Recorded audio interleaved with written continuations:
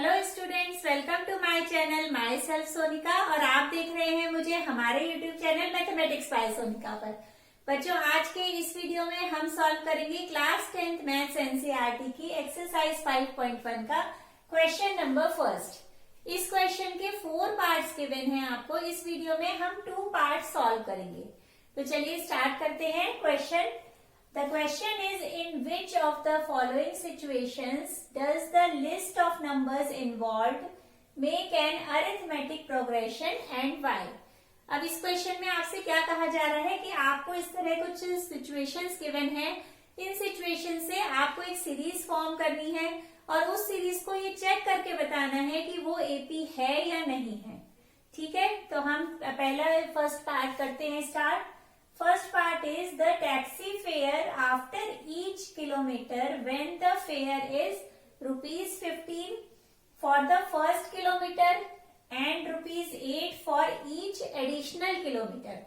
अब देखिए, इसमें टैक्सी है, टैक्सी में सब घूमने जाते हैं तो हम क्या करते हैं, जब हम घूमने जाते हैं तो हमें कुछ फेयर देना होता है। तो फेयर इसमें गिवन है कि फॉर द फर्स्ट किलोमीटर जो आपका फिक्स्ड है फेयर वो है ₹15 कि अगर आप 1 किलोमीटर जाएंगे तो आपको 15 रुपीज देने होंगे।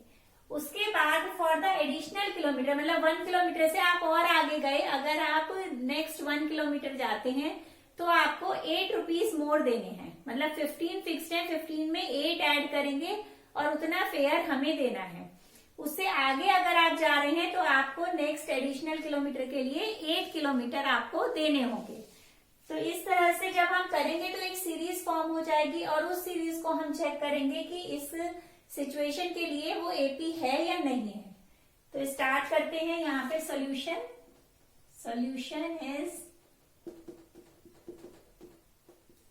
सॉल्यूशन। अब यहाँ पे क्या गिवन है देखिए, taxi fare for 1 kilometer given है। So we will write taxi fare for 1 kilometer that is equals to ₹15। अब नेक्स्ट किलोमीटर के लिए निकालेंगे taxi fare. Taxi fare for 2 kilometre. 2 kilometre के लिए क्या आ जाएगा बच्चों, यहाँ पे 15 में नेक्स्ट एडिशनल किलोमीटर और गया हो तो वो उसके लिए पे कर रहा है 8 रुपीज। तो ये हो गया ₹23। Taxi fare for 3 kilometre. 3 kilometre that will be 15 plus 8 plus 8। तो ये आ गया ₹31। Next taxi fare for 4 kilometre के लिए निकाल लेते हैं। टैक्सी फेयर फॉर 4 किलोमीटर, इसमें भी 1 किलोमीटर के लिए 15 है, नेक्स्ट किलोमीटर के लिए 8 ऐड करते जाएंगे तो हमें मिलेगा यहाँ पे ₹39। अब इस तरह से एक सीरीज फॉर्म हो रही है तो उस सीरीज को हम यहाँ पे नोट डाउन कर लेते हैं। सीरीज इज 15, ये है 23, 31, 39 एंड सो ऑन। इस तरह हम आगे भी और कैलकुलेट कर सकते हैं। अब हमें चेक करना है कि whether this series is AP और नॉट। ठीक है, तो इसमें हम पहले टर्म्स लिख लेते हैं। हमारी जो ये टर्म है this is our first term AP में, तो ये है 15। This is second term, A2 is 23, A4 is 31, A5 is 39। This is our A1, A2, A4, A5। Sorry, यहां पर आएगा A3 and this is our A4। ठीक है, अब एपी है अगर ये, तो हमें क्या निकालना होगा, डी, जो हमें पता है कि कॉमन डिफरेंस होता है। अगर वो कॉमन डिफरेंस इन सब के बीच में सेम आ रहा है तो क्या होगा, ये एपी होगी, अदरवाइज ये एपी नहीं होगी। तो हम कॉमन डिफरेंस निकालना स्टार्ट करते हैं। कॉमन डिफरेंस डी होगा A2 minus A1। A2 minus A1 करते हैं हम, जो नेक्स्ट टर्म होती है उसमें से जो पहली वाली टर्म होती है उसे हम माइनस कर देते हैं।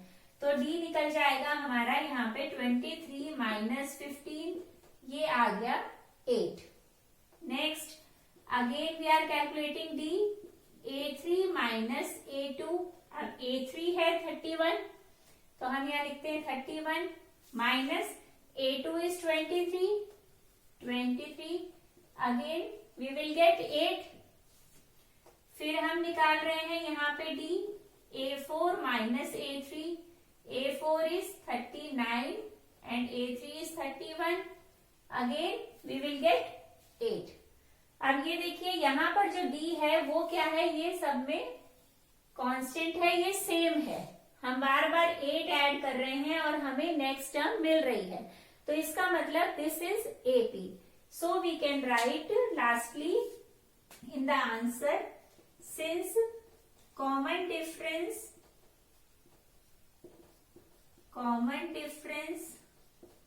D is same,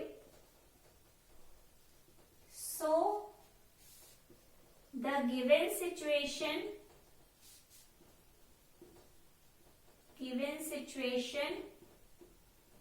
forms an arithmetic progression. Clear है ये? इस तरह से हम इसमें स्टेप्स करेंगे और AP चेक करेंगे. Now move to the second part.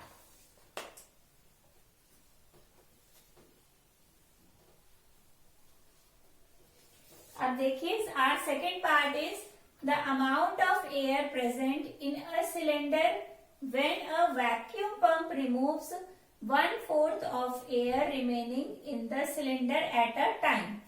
इस क्वेश्चन में क्या कहा जा रहा है कि एक आपके पास सिलेंडर है, उस सिलेंडर में जो एक्चुअल जो एयर फील्ड है वो आपको गिवन नहीं है. अगर हम उसे x ले लेते हैं, सपोज कर लेते हैं वो x है, तो उसमें से वैक्यूम पंप से हर बार एयर रिमूव करी जा रही है. ठीक है, तो अगर पहले x है और उसमें से हमने 1/4 जो एयर रिमूव करी, तो क्या होगा, x माइनस 1/4 ऑफ x हो जाएगा.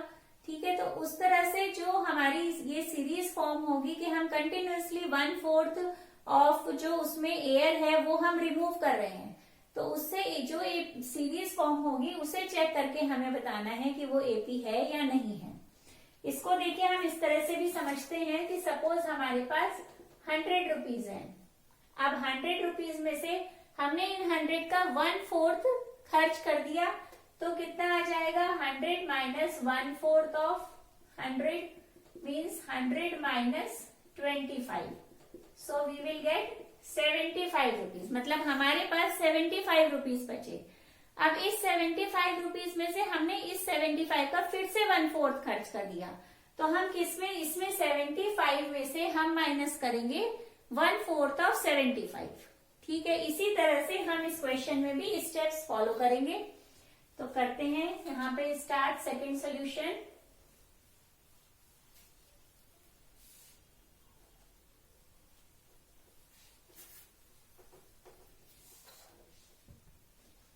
Solution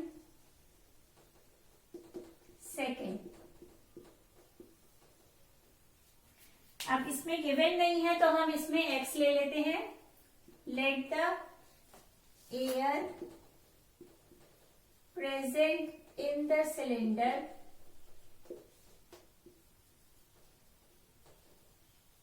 be x. x है. अब आफ्टर फर्स्ट रिमूवल कितनी एयर रहेगी, after first removal air left, that will be x minus 1/4 of x. 1/4 remove कर दी है तो 1/4 को माइनस कर देंगे, तो हमें मिल जाएगा यहाँ पे 4x minus x. We will get 3x by 4. Next, after second removal, after second removal air left in the cylinder कितनी रहेगी.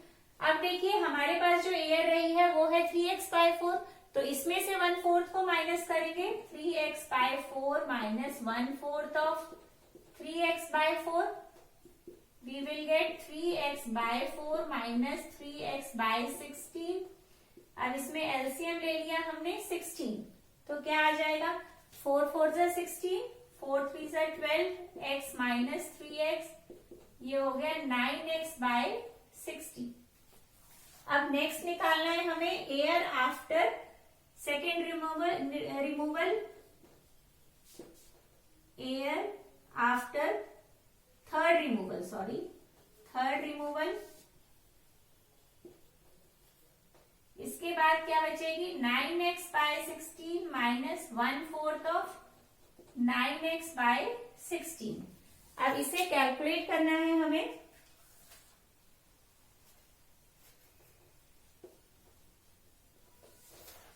इसको यहां पे लिखकर कैलकुलेट करते हैं। 9x/16 minus 1/4 of 9x/16। We will get 9x/16 minus 9x/64। अब LCM ले लिया तो 64 आ गया एलसीएम, तो 16 4 जा 64, ये हो गया 36 minus 9x and we will get 27x/64। तो इस तरह से ये हमें सीरीज की जो टर्म्स हैं वो हमने कैलकुलेट कर ली हैं। अब हम यहाँ पे एक सीरीज लिख लेते हैं जो हमारी बनी है।